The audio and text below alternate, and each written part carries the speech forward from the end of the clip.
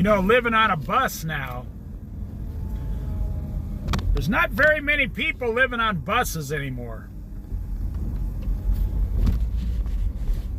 Because it's too expensive. They buy those buses because they're good and sturdy like a tank. They're usually very well maintained diesel engines by, the school system. And you can usually pick them up for about 100,000 miles, but at least around here now, you can't find one for under $10,000 or $15,000.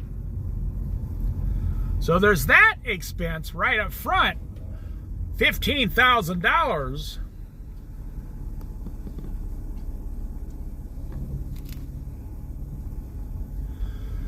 And then you have to go in the bus, and put a bed, a toilet, a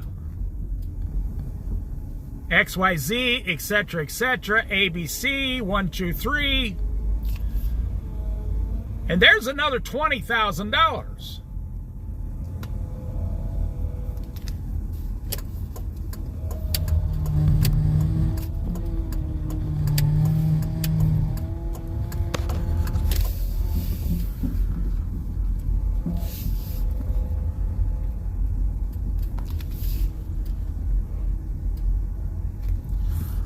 So by the time you get the bus on the road,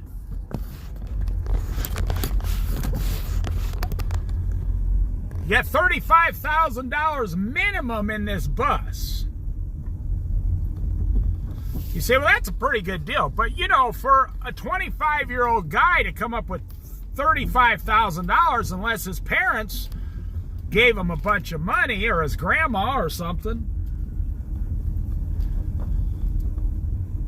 And then you're on the road, and they only get 9 miles to the gallon.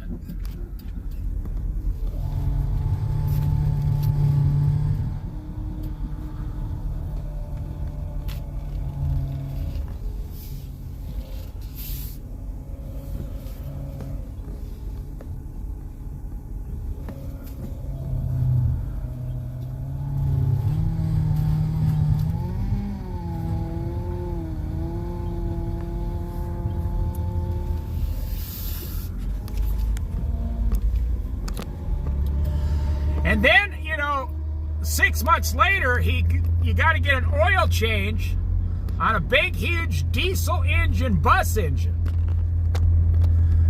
And it's not like, my oil changes are like $40, $42 on a 20-year-old car, 25-year-old car.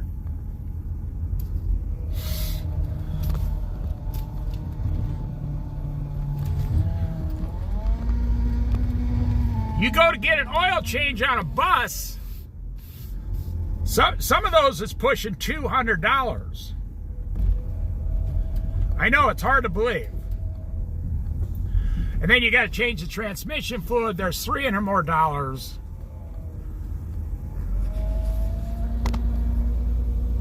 So by the time you got it all done and said, and you're going at it, you got 50 grand in a bus.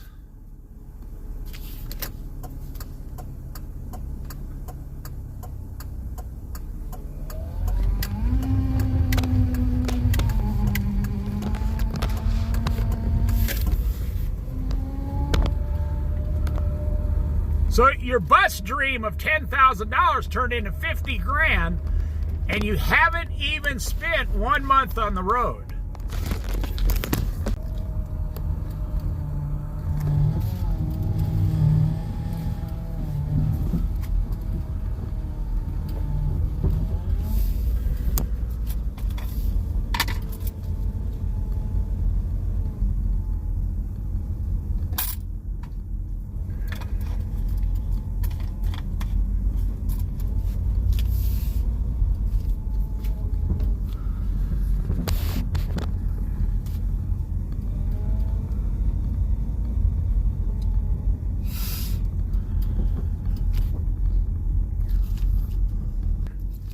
And that's why you see these people selling their buses for like $70,000 on Craigslist. But the bus itself is only worth $20,000. I mean, after it's all refurbished and everything. Because you're young and you don't understand. Just because you put money into something doesn't mean that's what you can get out of it.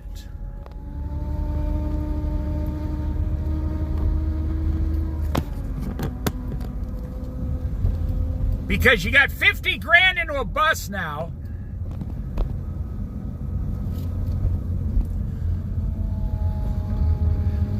That person in that van back there lived in Florence for over a year. And now it looks like they're living in Newport now. On the side of the street. They must have got kicked out of Florence. I know, because I live in Florence and I look at old vans, so I don't know the person, I know the van.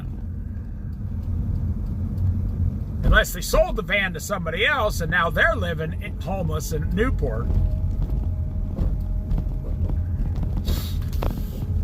So you think, wait a minute, for $35,000 I could have went down and bought a motor home that was in great shape with no work involved, and the motorhome's going to get 12 to 14 miles to the gallon. And the motorhome has a regular engine in it, so the oil changes will be cheaper.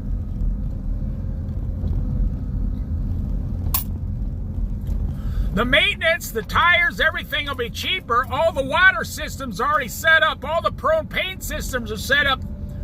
The water tanks underneath, they're all set up already.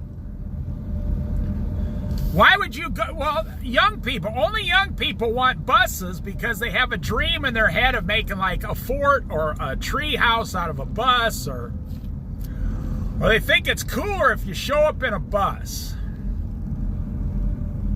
No, you want to know what's really cool that will impress people? If you have an actual flushing toilet and a shower. Like on a motorhome. That's what's going to impress the ladies. Not your 5-gallon bucket on a bus and a bottle full of lukewarm water that you wash it. No, that's not going to impress anyone. But we live and learn, you know. So if some kid is given, you know, his parents say, here's $50,000. You can go to college, you can do whatever you want. And the kid's like, screw college, I'm going to live on a bus, man. And smoke me some blunts all day long, man. I should be able to do that for 5 years. And after about 9 months, they're sitting on the side of the road on the phone going, hey, Mom, Dad, I can't pay my cell phone bill. You can buy one of these, an Airstream, completely done. You can pick them up for $25,000, and boom, they're ready to go. But then you have to have a vehicle to pull them.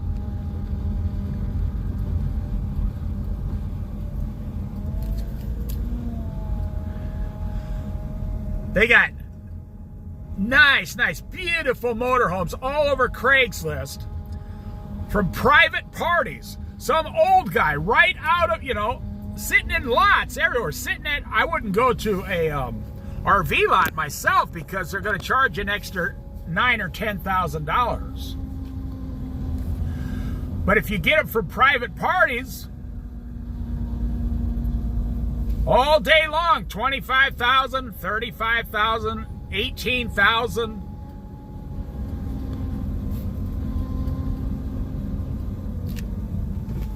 Hey, they got they just finished doing this. It's completely refurbished now. It's not open yet, but I'm waiting for them to open it next month, I think. That thing looks beautiful. Historic building preservations.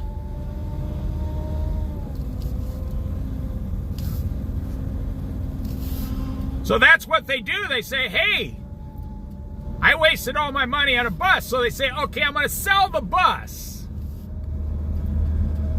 I got $40,000 into it, and I'm going to sell it for $80,000. Well, that might have worked about 5 to 6 years ago. That doesn't work anymore. Because nobody wants a bus except a young person under 30 years old, mostly. Nobody wants your bus. And I see these buses on Craigslist sit there for up to a year, but usually about 6 months before the person realizes nobody's going to buy my bus for $70,000 or $80,000. Not even young people, because what kind of a young person has $100,000 laying around? And a young person wants to make the bus the way they want the bus. They don't want your bus. They don't want your idea. They want their idea. And there's no older person in their right mind that had spent $80,000 for a bus. No. So the person, I watch him on Craigslist. Every month, the price goes down $5,000.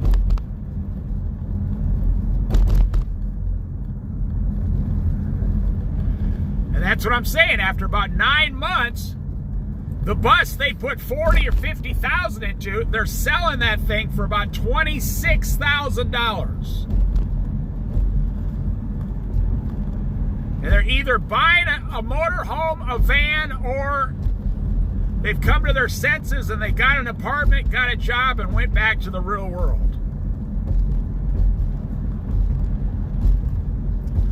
But what I am seeing a lot now, like here, look at this classic car.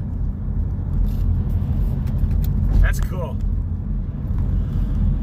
Old people can't sell their classic cars either. It's not just buses, it's everything's changed financially in America now.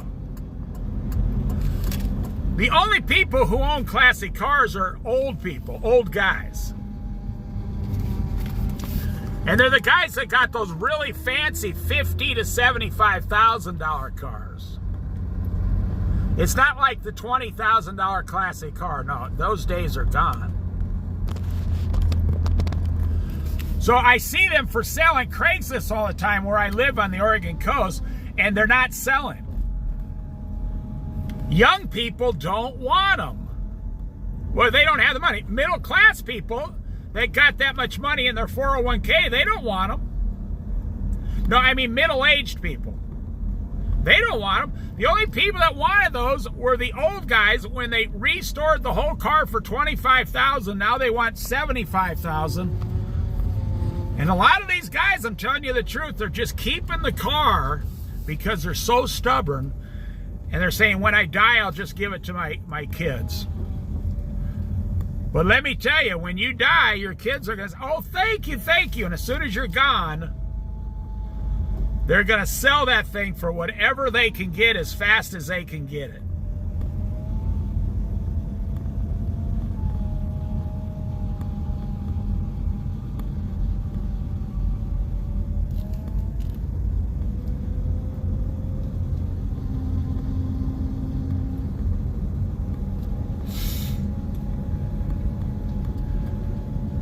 They say lower financially class people have stopped spending money. They've stopped. You know, that's the thing about money. I just made a big, huge video. Money doesn't care about your feelings.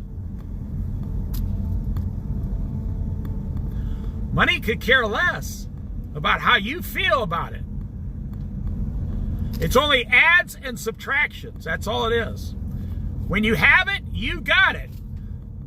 And when it's gone, it's gone. When you have it, you're supposed to, it even says in the Bible, you're supposed to nourish money like a garden. You're supposed to separate money from your wants and desires.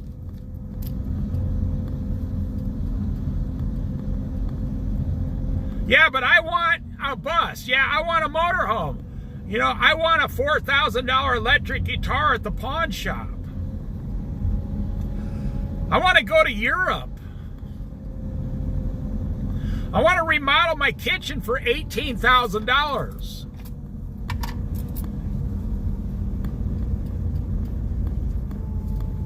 Well, that just means you're stupid. It means you're financially immature. They just had a road grader come and redo this whole parking lot. It's nice. Oh, nice. It means you are financially immature. You're money immature. You're immature with money.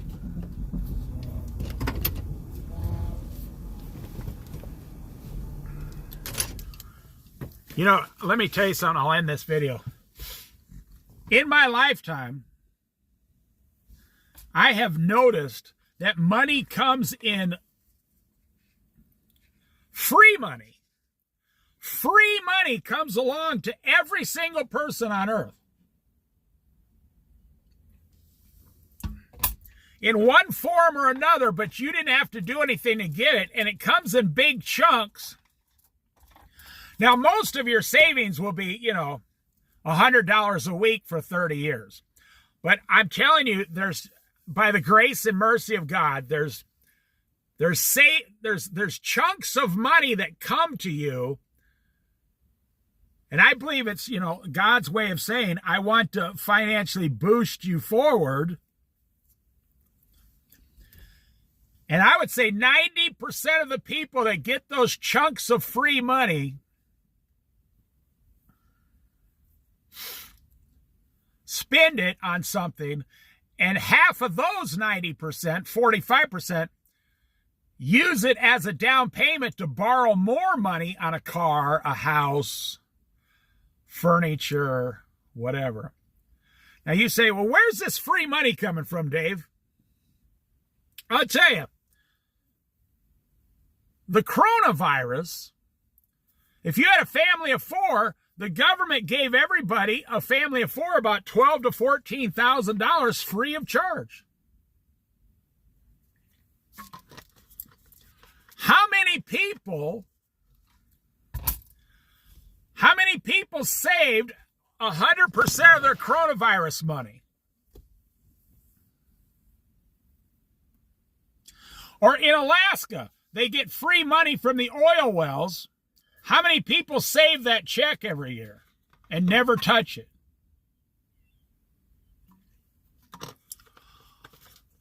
Or how many times did your grandma send you, you know, a few $100s? Did you save it and not touch it? Or a small inheritance when someone dies, your parents or your grandparents. Maybe you received a check for $5,000. Did you save it or did you spend it? Or how about the interest on your savings? Did you save it or did you spend it? Did you put it back? Did you leave it there and let it grow along with the principal? Letting the interest grow with your principal? Or do you keep taking it out and spending it?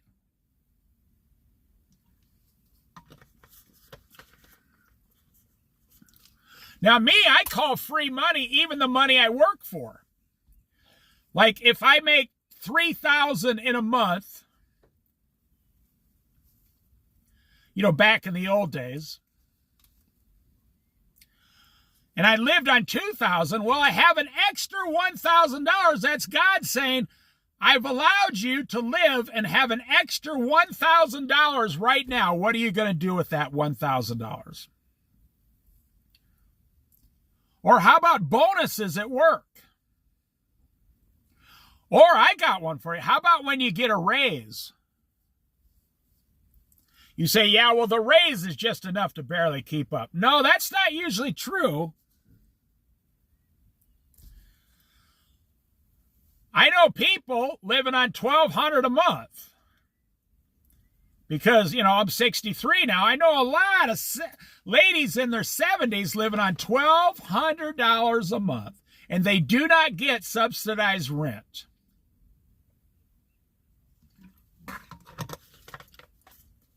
I know a lot of little old ladies like that.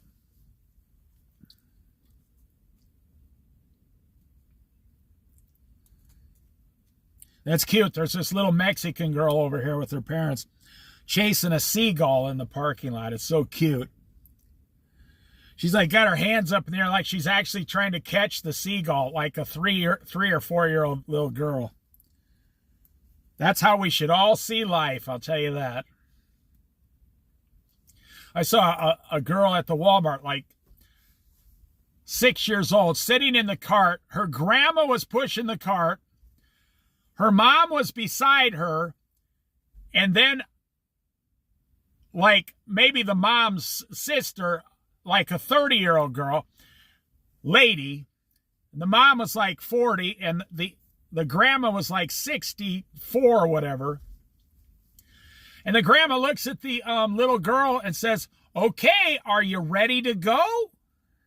And the little girl just beaming. She's, yeah. I mean, she's with her favorite people in the whole world.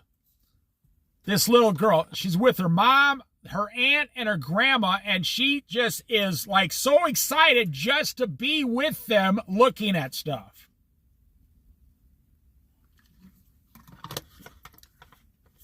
Like this little Mexican girl over here. She was so excited, she really thought she might catch that seagull. That's how we should view money. When you get extra, not extra. I'm not from New York or the Bronx. Extra. When you get extra money, what do you do with it? Well, 90% of Americans spend it as fast as they get it. And some of us have figured out how to actually spend it before we even get it.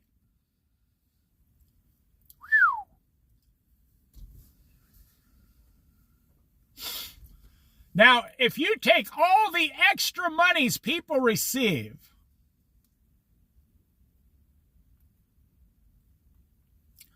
over time, like over 40 years, I mean, it comes in these chunks. Everybody's received it. Everybody. I don't care if you got $200 for your birthday from your parents once. I sent my own son $300 once, cash in the mail. See, that's extra money he didn't expect to get. And I put it in the envelope, and I licked it and put 2 stamps on it and covered the money up with a piece of paper. And I looked at my wife and said, "As soon as he gets this, you can kiss it goodbye." He's gonna spend this in one day. And he would laugh and say, no, we spent it in 2 days. He'd say, "Hey, it's your grandkids. I thought you wanted me to spend it, man."